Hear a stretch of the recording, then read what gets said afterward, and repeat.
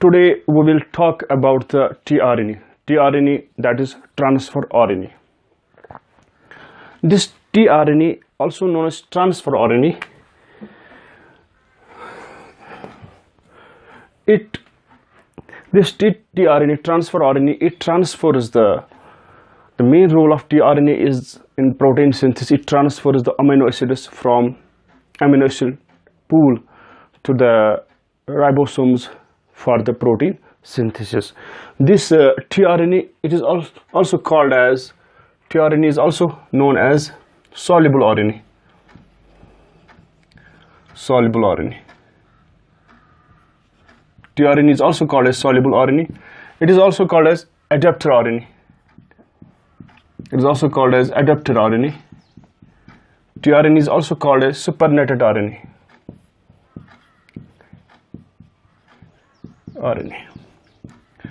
So tRNA is called as soluble RNA because this RNA is soluble in 1 molar NaCH solution. It is called as adapter RNA because of the fact that it connects many molecules during the protein synthesis. The supernatant RNA, it is called as supernatant RNA because being the lighter, being the smaller, it remains in the supernatant part. The term tRNA was coined by Hoagland. The term tRNA, Hoagland gave the term tRNA, transfer RNA. The scientist Hoagland, there were other scientists which were associated with this, that is Hoagland et al. They named the tRNA as tRNA molecule. This tRNA, the main role of tRNA in protein synthesis is that it transfers amino acids from the amino acid pool to the ribosomes for protein synthesis. This tRNA, it transfers amino acids. It transfers amino acids from amino acid pool, amino acid A, to ribosomes for protein synthesis.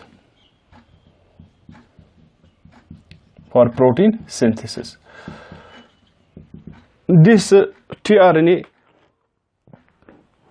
this is the smallest of all the RNAs. That means it is the smallest RNA. We have tRNA, we have ribosomal RNA, we have tRNA. This tRNA is the smallest RNA. This tRNA, it forms about 15% of the total cellular RNA. It forms about 15% of total cellular RNA. This forms about total 15% of the total cellular RNA. This tRNA, it is a single, we know that RNA is a single stranded molecule. This tRNA is also a single stranded molecule because of the coiling of this single stranded tRNA molecule. It assumes sometimes 2-dimensional form. It appears 3-dimensional form. So it can, because of the coiling, this tRNA, it is single stranded. tRNA is single stranded molecule, but because of coiling, this tRNA can have 2-dimensional form. It can also have 3-dimensional form.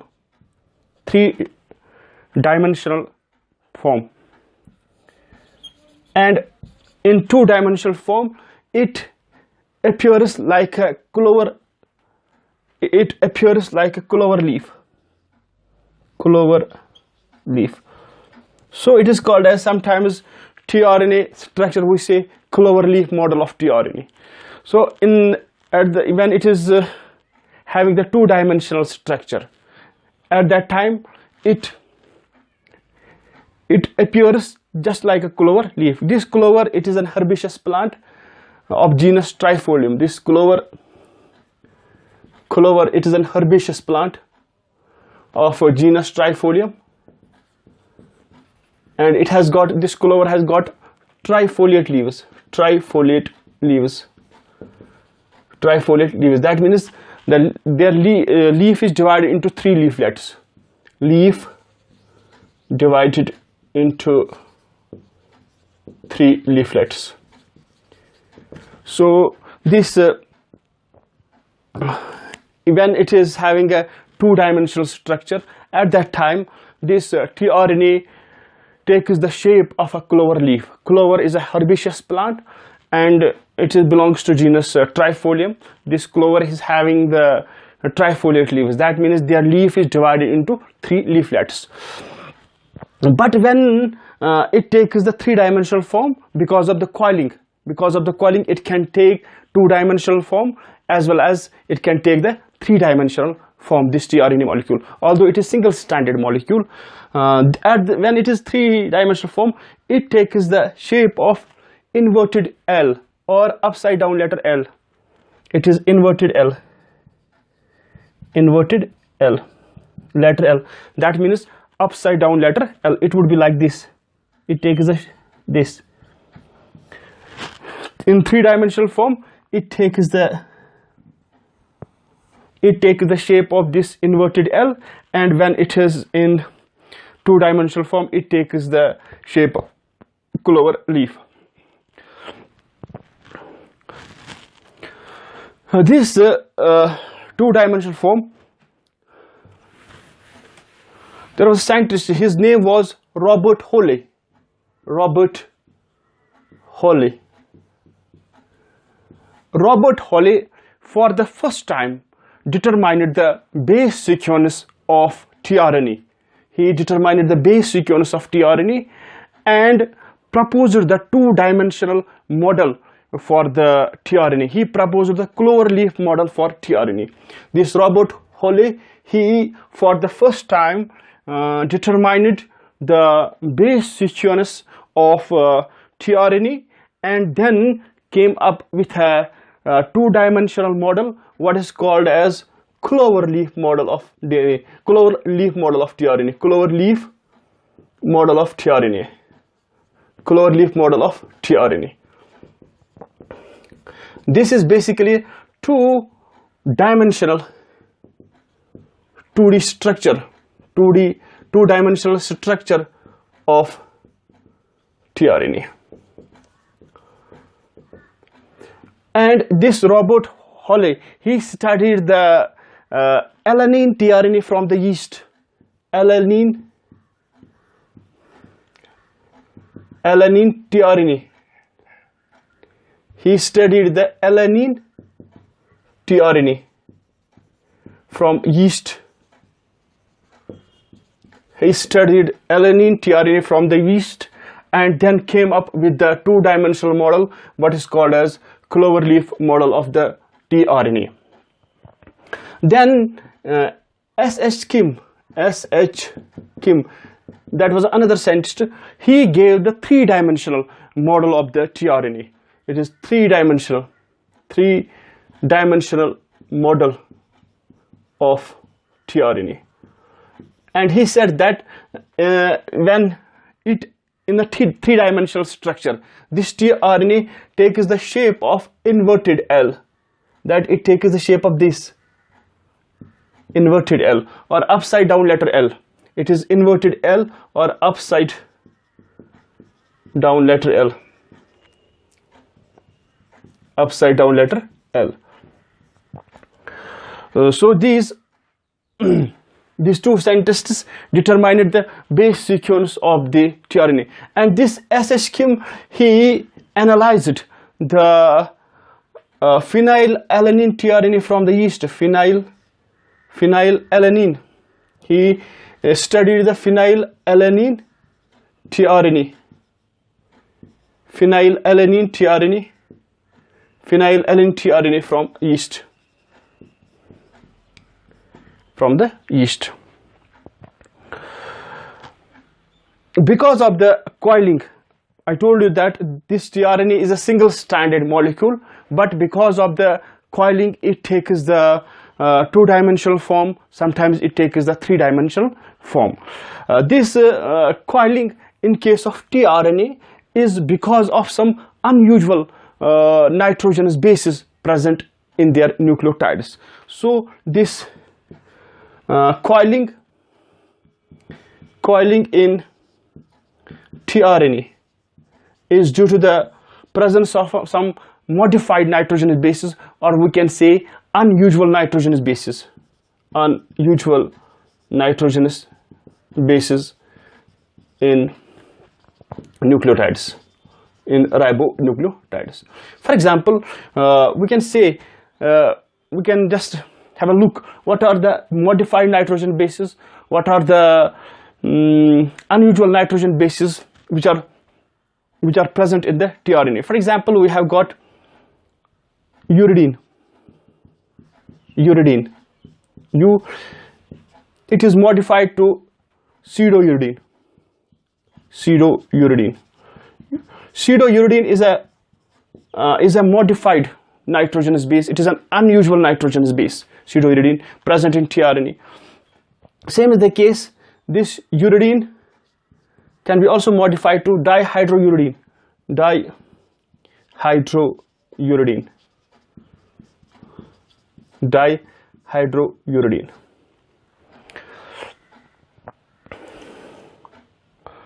Then, same is the case, we have adenosine. We have modified nitrogen base, that is adenosine is modified to inosine in tRNA.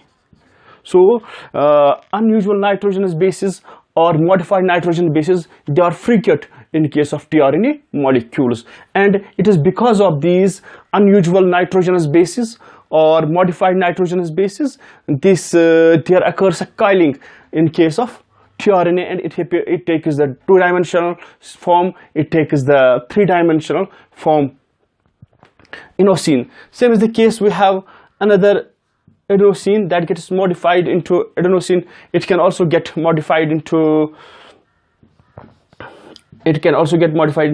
methyl adenosine. It is methyl adenosine. Same is the case, we have another one, this cytidine.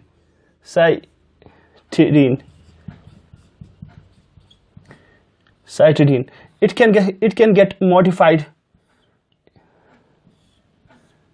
Cytidine can form 3-methyl cytidine or 5-methyl cytidine. It can get modified to 3-methyl cytidine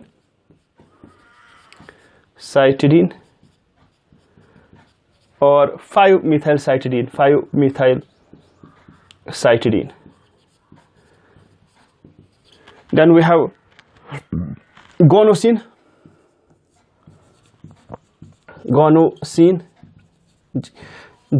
This can get modified into 7-methyl guanosine.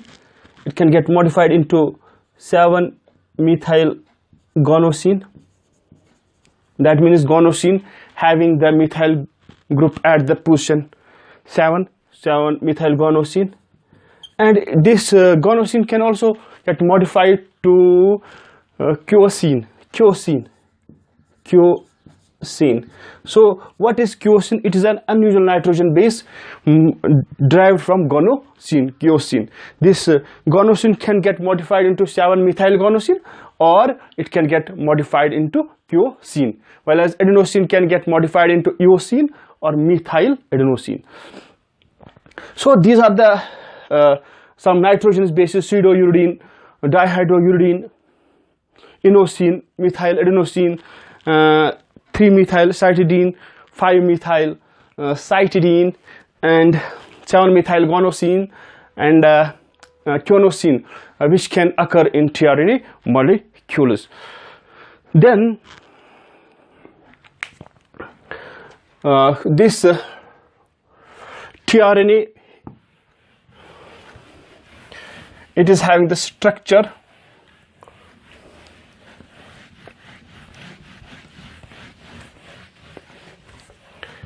tRNA is having the structure like this. If we'll take a tRNA molecule, this tRNA molecule, it has some important sites, what are called as important loops. One is called as this tRNA. It has important sites or important loops. One can be, this is amino acid binding site,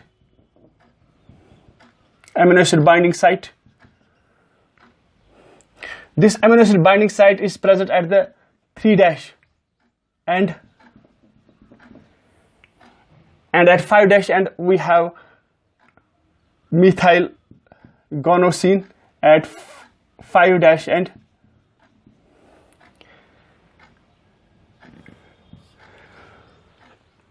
Then there is ribosome attachment site, what is called as T-Cy loop. T-Cy loop. This T-Cy loop, it is the site where ribosome gets attached to it. Then we have anticodon loop. This anticodon loop, it is having the anticodons which are complementary to the codons of mRNA. That means it is the site where mRNA gets attached to tRNA. Then it has another loop that is called as amino acyl tRNA synthetase enzyme binding loop. What is called as dihydrouridine loop, also known as dihydrouridine loop.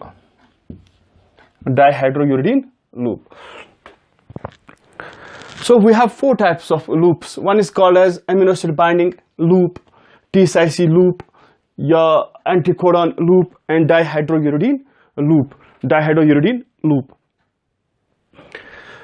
This we can explain the structure.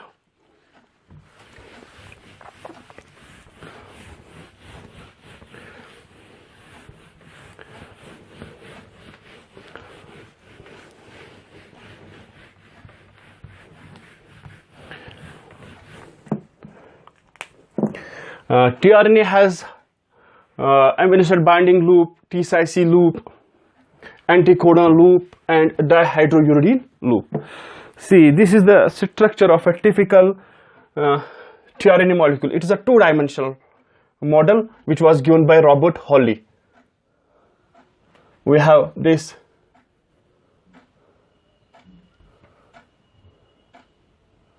This is drawing the structure of tRNA.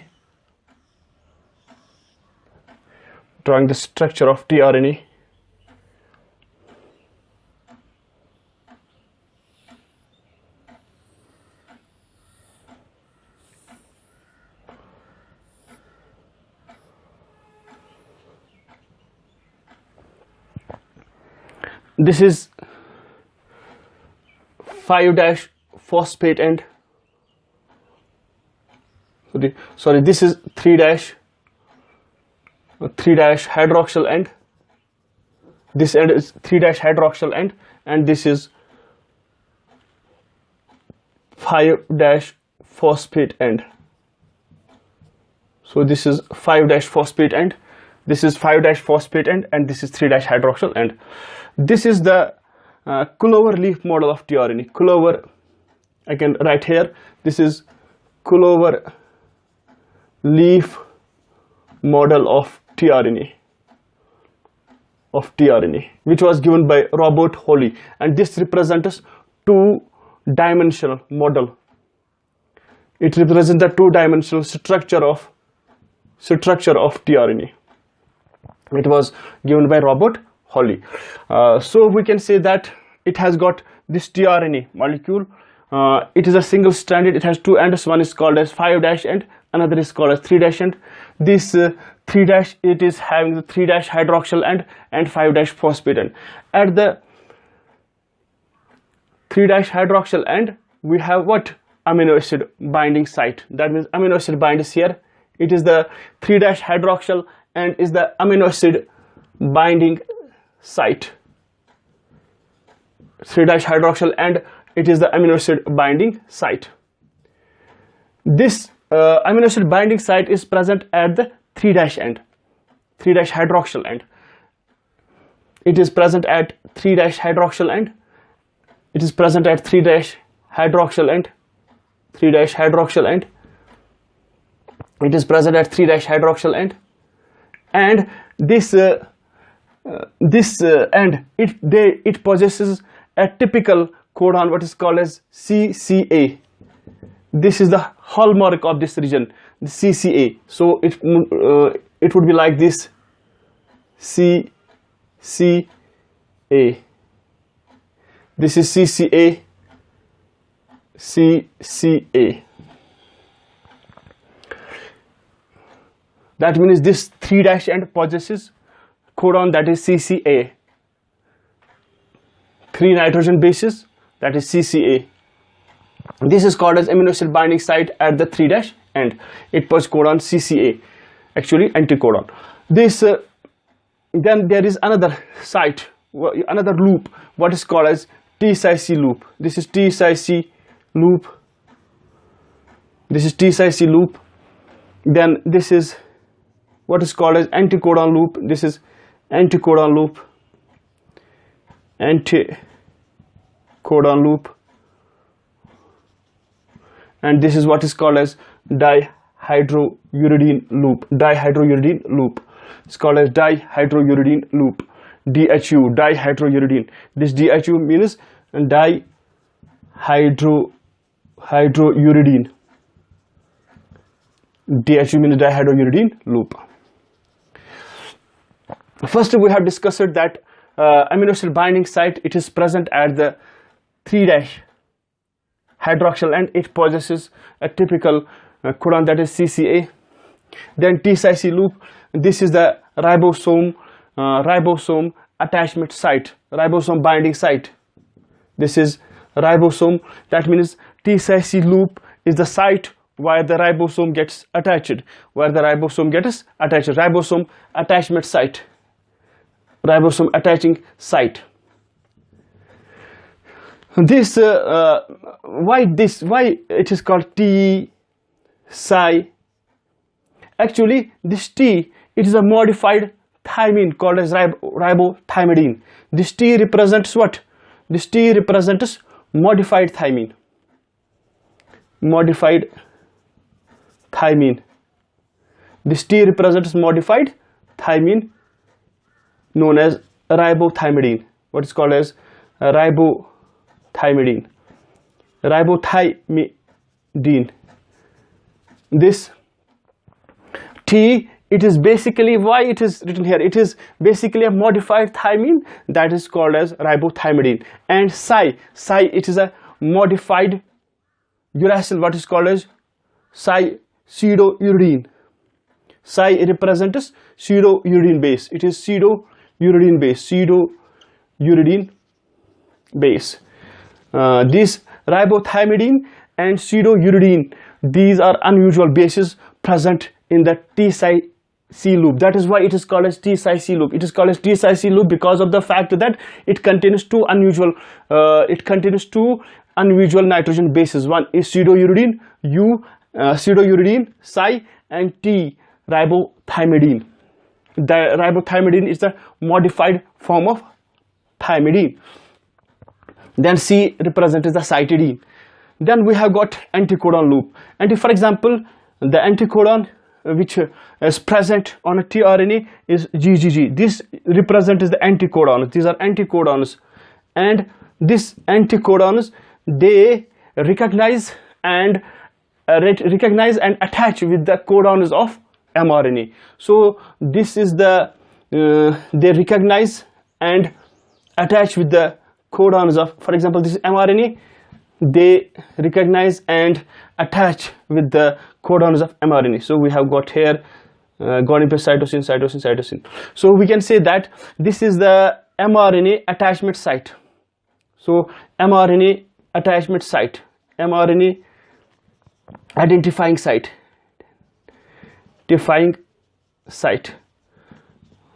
mRNA has codons and tRNA has anticodons. These codons and anticodons interact during the protein synthesis and help us in polypeptide chain elongation. Then there is dihydrouridine loop, DHU, dihydrouridine loop. This is having a modified nitrogenous base, that is dihydrouridine. This DHU, it represents a modified nitrogenous base, that is dihydrouridine. Basically, this dihydrouridine, it is a modified nitrogenous base derived from uridine, derived from uracil, and this is the site where amino acyl tRNA synthetase enzyme attaches. This amino acyl tRNA synthetase enzyme is an important enzyme for loading of amino acids on the tRNA. So this tRNA, this loop, this dihydrouridine loop is important, and that means this helps us in the it is having the enzyme site that is called as amino acyl tRNA synthetase enzyme binding site, and this enzyme helps us in the loading of amino acid on the tRNA. So it's called dihydrouridine loop. And in certain cases we have an extra arm. But this extra arm, it is not found in all the tRNAs. It is not found in all tRNAs, and its function is unknown. What is called as extra arm?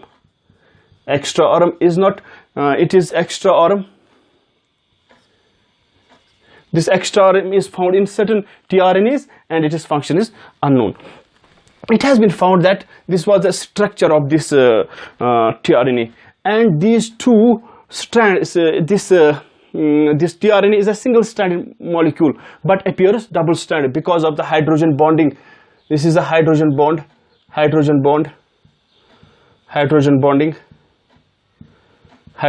So it is a hydrogen bond.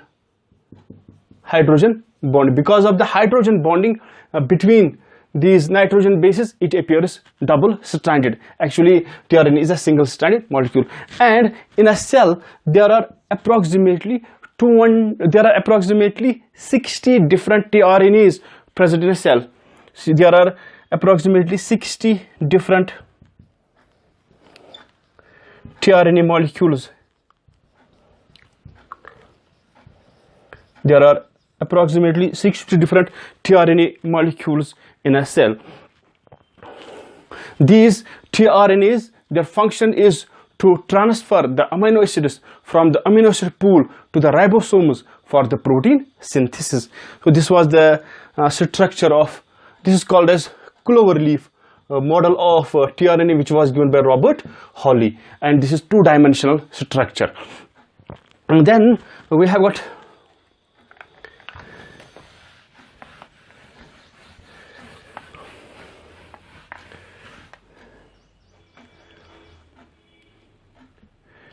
this was the transfer RNA. So we have studied what the transfer RNA is, what is its structure, and what is its function. Thanks.